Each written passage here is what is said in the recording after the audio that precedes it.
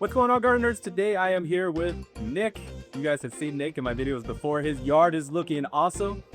But today we're here to talk about pruning mangoes. Nick, I know you're a little nervous about pruning. I'm extremely nervous about pruning mangoes. Number one, because I know we live in Arizona, and in my research, aside from contacting the gardener, aside from my research, I couldn't find anything that spoke about pruning a mango tree here in the desert.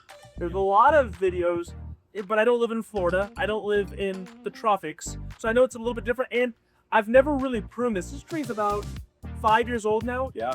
I don't think we've ever really given it a good pruning, and I want to give it a good pruning because I want it to thrive. I want it to have massive production next year, but I'm a little nervous.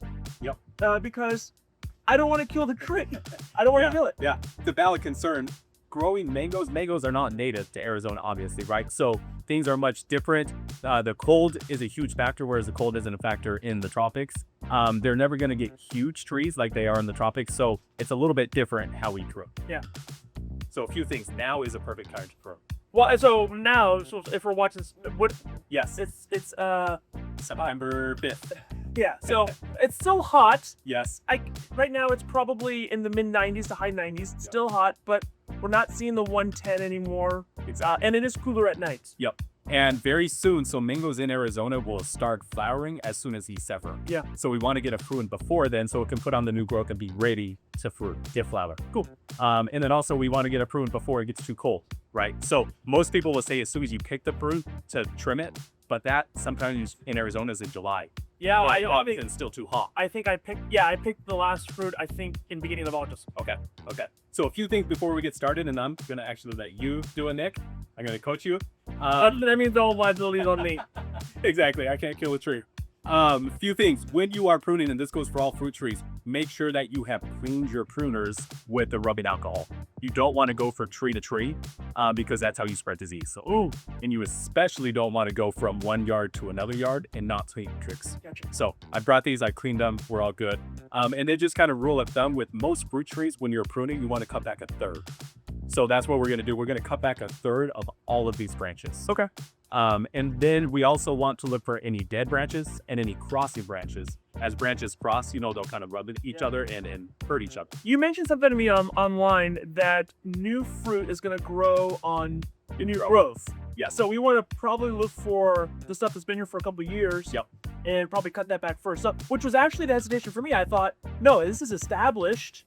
This is good. This is thick. This can hold fruit. I should leave it here. Right. No, aside from the scalp splitting branches, which are like the main structure, we want to get all that old dead wood off and allow the new growth to come on, because that's where the new fruit's there. Okay. So let's do it. And then one more thing, in Arizona, because of the cold, if it gets too tall, it's going to get knocked back anyways. So we want to keep it as bushy and as dense as possible. To kind of like the heat. Exactly. Okay. Exactly. Makes sense. You ready? All right. Oh. Don't be scared. Don't be scared. Here we go. Okay, so we are here with Nick. So the first thing we're going to do, and actually we might need this big guy. Here, I'll hold these. Let's first get out all of the big, older, more established wood. So like this bad boy right here. Yes. This is probably a few years old. And it's growing down. We don't want things growing down. We want to get new growth that starts growing up. So like this one here is curving up. Yes. Right? Yeah. And it's kind of near the thicker branch here. So should I cut it like right here? Yes. Or That's exactly where I would cut it. Yep. Right here. And then that way this new branch can be the main leader. Please don't kill my tree. Go for it, Nick. Boom. Look at that. Now, one thing here, you can correct me here live on the video if this is true or not, is I did do a little bit of early pruning 2 days ago, where I took off the obvious ones that were stragglers, and I make compost tea. I did cut it up into a little bit of pieces, and I put it into the bag with the compost to kind of brew in my tea. Would you recommend something? Absolutely. Yeah. Cool. Never hurts to get more organic matter in there. Yep. Awesome. And then down here, and this will heal. So this is why we do it this time of year. Don't be mad at me, baby. And I know sometimes it's hard to cut off all this, but it's actually helping improve the tree, and it will grow better with time. All right, so let's look down here. Look at this one here, and it's kind of just... Yep. We don't want these low branches. We don't want them hanging out on the ground. That's how we get disease. That's how we reduce airflow. So I would cut that, Nick, right. Would I cut it right at the trunk. Yep. We don't want that growing at all. Boom. Pull that out. And then also see that I would cut even that smaller one. It looks like you cut the other day. Yeah. We don't want branches growing that low. There we go. And I would do another cut now and get as close to the trunk as possible. Oh, really? Okay. Because what'll happen is with time, the trunk will heal itself and it will completely go over that wound. Okay. So now what I want to focus on now is getting all this growth that's hanging on the ground taken care of. So I see this. Can I maybe say something here? Yeah. This was my thinking, and maybe you're probably thinking this too, is I thought this was good because it was sheltering and protecting everything, but you mentioned something about airflow, how it's probably limiting all that. But I was thinking, like, as the sun was kind of shining here and in the middle of July, the 115 degrees, it's protecting the ground there. It's protecting all that, but you're saying we should get rid of it. We should, for the airflow and because disease can happen when it's hanging out on the ground. Gotcha. What you can do to protect the soil, and you've already done this with all your other stuff, is ground cover. Yeah. That's the most effective thing. Ground cover, whether it's living or mulch. Gotcha. Okay, so this branch right here, we can see it comes out and then it starts going straight down. Let's cut that as well. We want to cut this one here? Yes. Yeah, we don't want any downward branches like that. So right here, right where it starts to curve, is that where we should think about? Exactly. And before you do that, let me get in here. You can also see it's coming and it's rubbing up against this branch. Yeah. And it's just going to cause issues. It's going to hurt the bark and it's going to introduce disease. Okay. Well, we don't want disease. So that's another reason to get it out. This is going to be a big branch. Don't cry.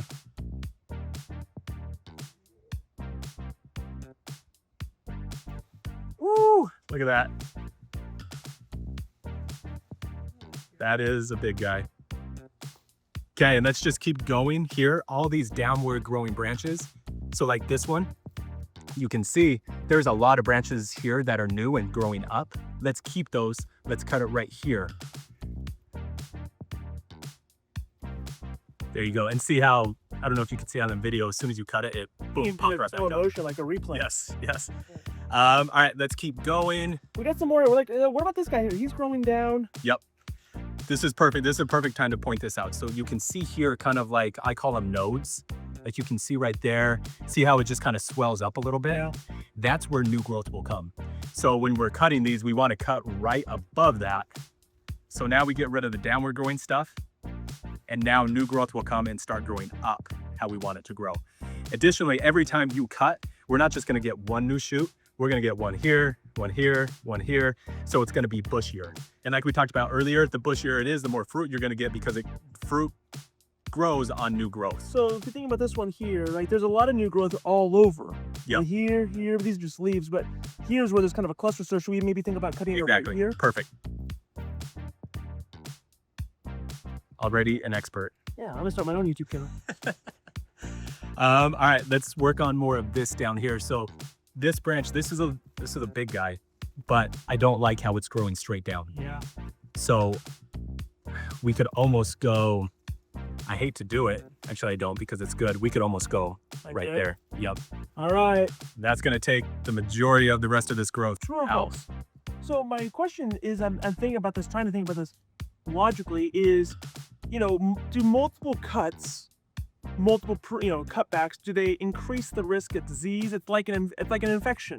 If I have a small slit, I can get infected, but if I have cuts all over, the risk of infection with the environment, is it greater? When I think about pruning, should I try to think about less cuts, is more cuts? How do you want to approach this? Yeah, that's a good question. So first, yes, every time you cut, there is the possibility of that. That's why we clean our tools, like we talked about. But because we're doing it this time, that's why you just want to do it at the right time of year and you want to do it the right way. So not necessarily, as long as you have a clean, healthy yard and a clean, healthy tree, that should not be an issue. All right, so we're gonna cut back this behemoth right here. Yes. You're gonna cut it back about right here. Exactly. All right, don't hate me, baby. I know it's tough. Your tree will thank you. I don't know that these are big enough. Oh, you can do 2 cuts. Ooh, that was a big guy. Yeah. That was a big guy. Look at that. Oof. But look, we're cleaning it up so good. And the thing you were talking about, are we going to expose it to more disease? I like how this is kind of hidden back here and it's facing downward. So I think we're going to be okay. Yeah. This is dead. That one's completely dead. So cut that one back as far to the trunk as you can. Perfect. And then that one growing next to it, that's kind of growing down. Let's get that off of there as well. This one right here? Yep. Do it right where it starts to sag, right where it starts to grow down. Beautiful. So now we really just need to do back in here where it's sagging down. Should I? This guy here, I mean, there's really not much on him except this. Should I just come back to the... I would, yes, because even with that new growth growing, it's growing into the middle of the tree. Should I cut it here, or should I cut it like, you know, how close do I want to... I would cut it all the way back to the tree. Like, Alright. Yep. If you can get in there. I don't want to take off the thing. Oh, this doesn't tell me anything anyways. It tells you it's a Phoenix, but you don't think it's a Phoenix anyways? Does it say Oh. the things? AZ34. I think that is Phoenix. But I don't know. Let's check it. Boom. So yeah, now just these guys in here that are growing downward. So does this help? How does this help with productivity? Because I feel like I'm cutting a lot of the things that it will grow on next year. Right, so it's going, like I said, anywhere you cut, it's gonna send out 2, 3, 4 new shoots. Additionally, all this old hardwood takes up tons of energy that now the tree is gonna be able to put into new growth, which will then turn into fruit and flowers. I just saw this guy real quick. This guy's completely dead. Let's cut it back. That dead wood off of there. So if you guys are watching this and you're scared too, look at Nick. This is his first time, and I feel like you kind of have a good idea already, Nick. Yeah. You're not going to hurt it too much. Trees are meant to be pruned. So this guy here, how do you think about this one? I would cut right, see all these new nodes? Yeah. The new growth's going to come out of there. So yep, I would cut it right there. Boom. See how it instantly shot up again? That's what we want. And then this guy back here, it's growing down. We have this branch that's growing up. So I would cut right on the other side. Like right here? Yep. And that will be our new branch coming up. Perfect. It starts to sag right here. We have this new growth. So I would keep this right here and cut right on the other side.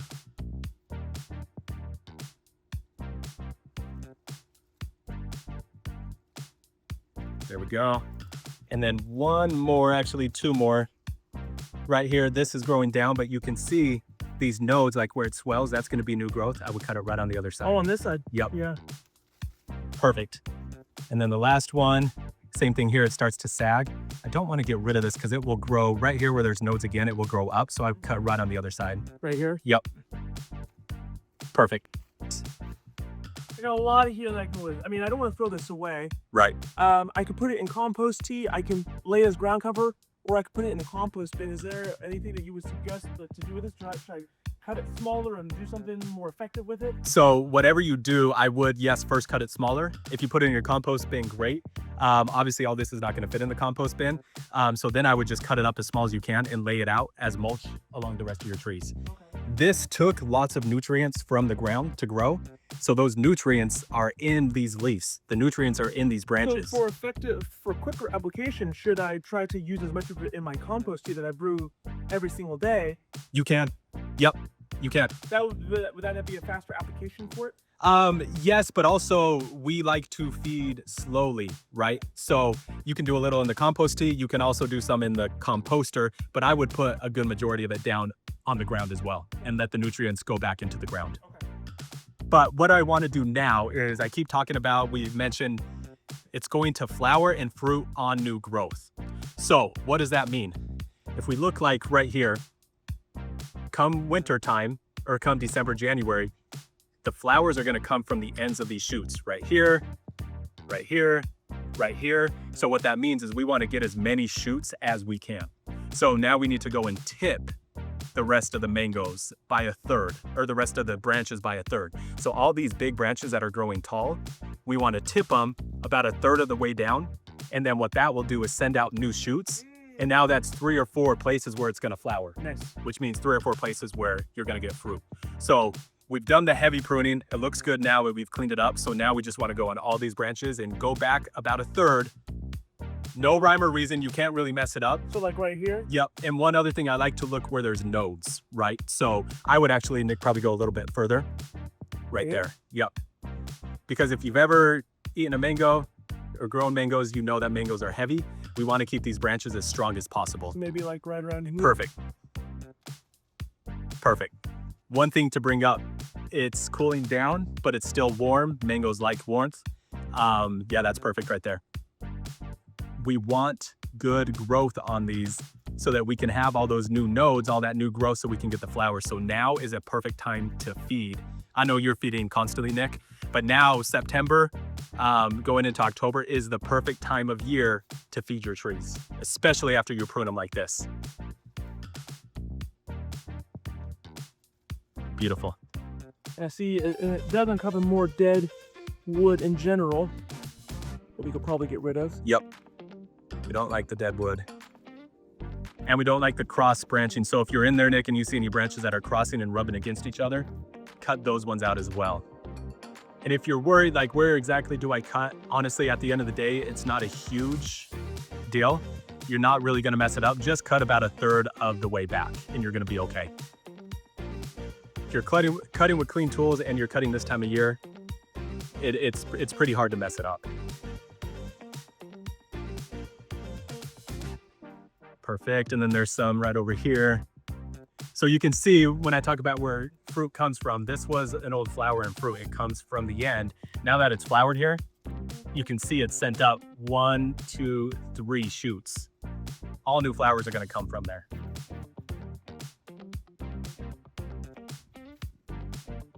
And so now by doing it here in September, it's gonna have enough time to bush out again, protect itself, and protect itself from the cold. Remember, mangoes, the biggest concern is winter, not the hot summer. Beautiful. Let's see. So now you can see we have all these tip branches that are gonna send out new shoots. And those new shoots come December or January are gonna send out new flowers. And that means lots of mangoes. And additionally, now all of these are a lot sturdier. They can support the mangoes hanging from them just fine. Yeah. Okay, I like it. What a cleanup job. Looks like a bonsai tree now. That is sad, guys. Don't be scared to trim. It's good, it's healthy. Trees like it, trees respond to it. This tree will be happier and healthier because of what we did. Good job, Nick. Any other questions? Maybe for a different video. Okay. Okay. Yeah. I mean, if you have one here, I mean, it's kind of leaning sideways. Mm-hmm. Do you care about that? No, I don't think so. Part of the reason, honestly, it's leaning sideways is because it has this next to it. So it's just kind of growing up to where it can get more sun. But now that we pruned it, it'll bush out and stay a nice little teeny bush. So there we go. Fantastic. Good job, Nick.